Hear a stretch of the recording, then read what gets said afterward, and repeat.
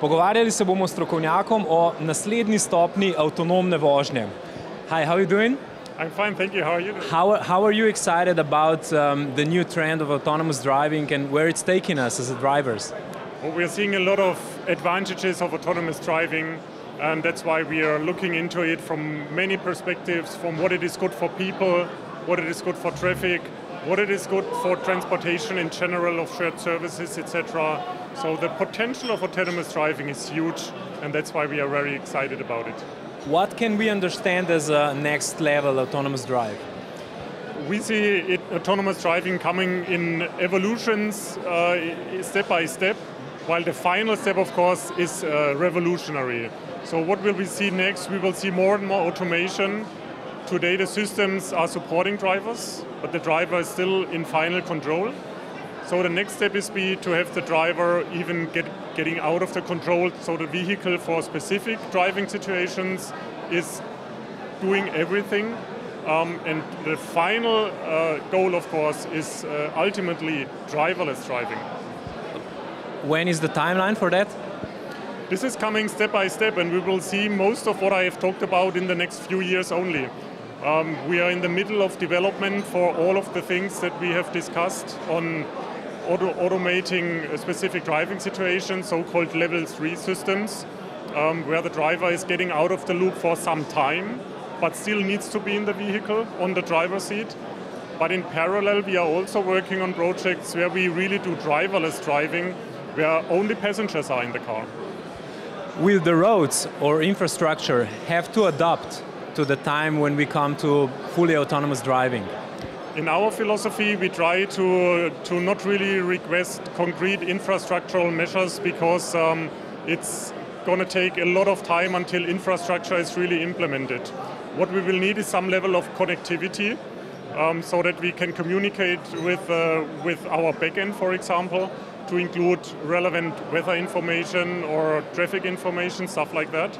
But we try to get rid or not really required infrastructure, because that would have to be readily available everywhere before we start, and we don't see that realistic.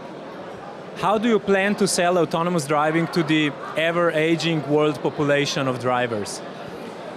Well, we think the offer of autonomous driving is very attractive for all ages. Let's talk about different scenarios. It's young drivers who even don't have their driver's license yet, so they could be mobile with autonomous driving. It's about people who are ill for a moment, or if you have a glass of wine and still want to get home, you could use it. And of course, elderly people and handicapped people would also have the chance to stay mobile and really go from A to B wherever and whenever they want, at any age. And that, I think, is a big offer for all of the ages. Well, for instance, I don't see my mother letting the wheel go. She has sometimes the problem with the normal active tempomat. You know what I'm saying? How to convince those people to just let go, to everything is going to be okay. Well, the good story is nobody has to let go if he or she is not comfortable with. For a very long time, we still have the steering wheel and the pedals available in the vehicles. So for customers who just want to do the driving, they are free to do it. On the other hand, how we convince people that it's safe, this is how you get accustomed to every new technology. You sit in, you have a ride, maybe by somebody else, getting explained what's happening, gaining confidence, and then step by step you recognize, oh well, it's working. And you gain that from every moment to the next moment to see, well, it's really coping with every situation, and then you gain trust and gain confidence. That doesn't need to happen from one day to the other. People will see that the technology is ready, and there will be people who are very open and who are the front runners and do it right away, and there will others who follow a little later, but I think with that approach everybody can gain the confidence in the technology. And the simulators like here can help as well? Definitely those simulators help, because we explain what the system sees, also making transparent that it's not voodoo what we are doing, but there are sensors in the vehicle, they see the environment, they calculate it in the software.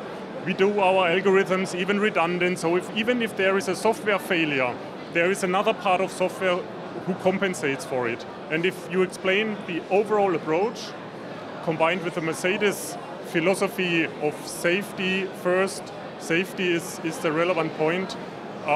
We think that we can explain that what we do is very reasonable and very, very attractive. The cars that we already have on the roads are getting smarter and smarter.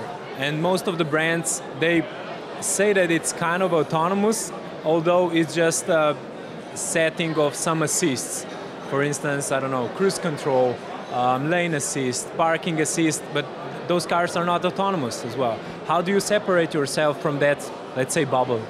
Well, this is about a good user interface in not over-promise and under-deliver, and to really be transparent in the vehicle what the vehicle does. So it's important that currently we explain that our series vehicles, they are still assisting vehicles. At the same time, we are of course developing the more autonomous and fully autonomous vehicles, and they will be introduced at a later stage. With the introduction, it's very important that you again make visually transparent and available whether or not the vehicle now takes over control or if it's just assisting.